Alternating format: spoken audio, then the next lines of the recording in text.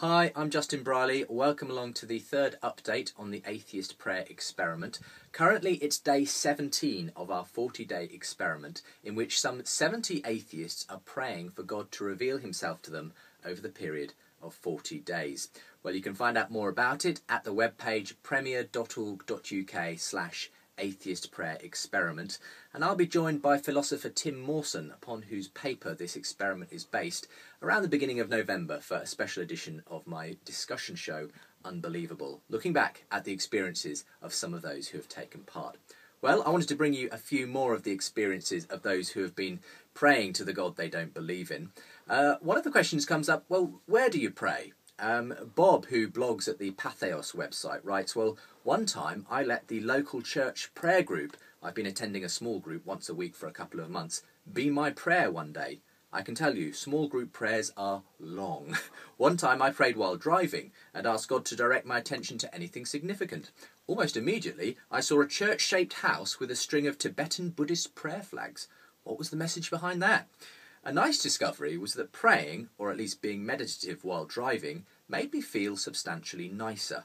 I took it as an opportunity to be calmer, stop early at yellow lights, draw wisdom from the bumper stickers of nearby cars. I felt gratitude for hearing a favourite song. I saw a panhandler and reminded myself to be non-judgmental. I need more of that once this experiment is over. Alison writes, I usually decide on a time to pray. If I'm up early enough to walk to work, I like to do it in the woods. Other times I pray before bed or take some time out in the evening and look out the window. On day 13, however, I don't know why, it suddenly came upon me to pray in the middle of the day, and it was to a completely different God. When I prayed this time, it wasn't to a male God, the one who made the universe like a man building little toys and machines. This was a female God who created by giving birth to it.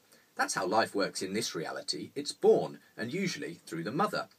It just seems more likely to be true than the Christian, Jewish, Islamic version.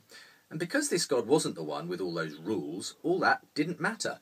I wasn't worried about discovering the God who goes on and on about sin, but this God created the universe out of joy at doing it. It felt a lot better praying to her, and I wouldn't mind one bit if she turned out to exist.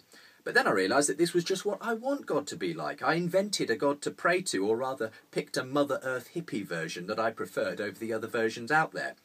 It's really difficult trying to talk to someone when you don't know what they're like, and they don't respond and tell you. It's day 16 now, and I still truly do think I'm talking to myself, to the air. Kyle writes, 2 weeks in and still no response. One interesting idea I've picked up, though, from Christianity is that God doesn't answer prayers or questions for the petitioner's own benefit. Tim Keller says, the only way to be sure you're serving God for he himself alone rather than what you're getting out of it is that you've got to be in a condition where serving God gives you nothing. And Kyle also quotes Peter Kreeft. He says, we're so addicted to our own positive experiences of joy and happiness that if we experienced Christ more joyfully than we do, we'd almost inevitably come to love our experience of Christ more than Christ himself.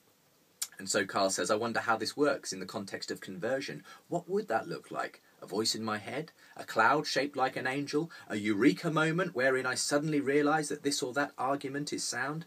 I'm sure many would find this whole experiment futile, but I don't. It's certainly thought-provoking, and I could always do with more of that.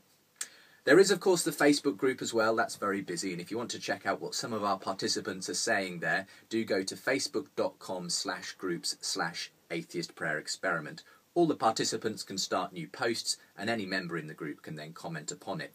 And one of the questions that's been raised there is whether the atheists taking part should do more than just pray for God to reveal himself to them.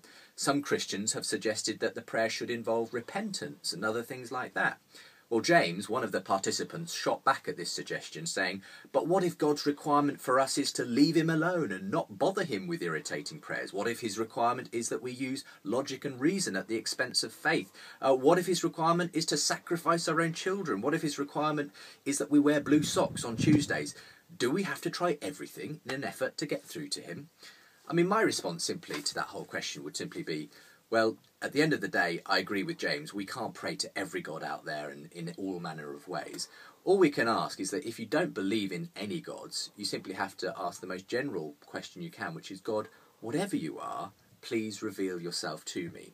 Now, it may be that you also have to pray, And if that involves a change in me, a change in my perspective, please also enable that to happen and help me to understand it. Because otherwise, there is that question of, if we do need to go through a process to hear from God, are we going to be open to it? Well, if we do really want to hear from God, my guess is that we need to be praying that we'll be open to whatever it takes to hear from him. Well, that's about all I've got time for this week. Hope you come back again for another update in the not too distant future. For the moment, if you'd like to find out more about the whole experiment, do feel free to visit the webpage at premier.org.uk/atheist prayer experiment. Until next time, I'm Justin Briley.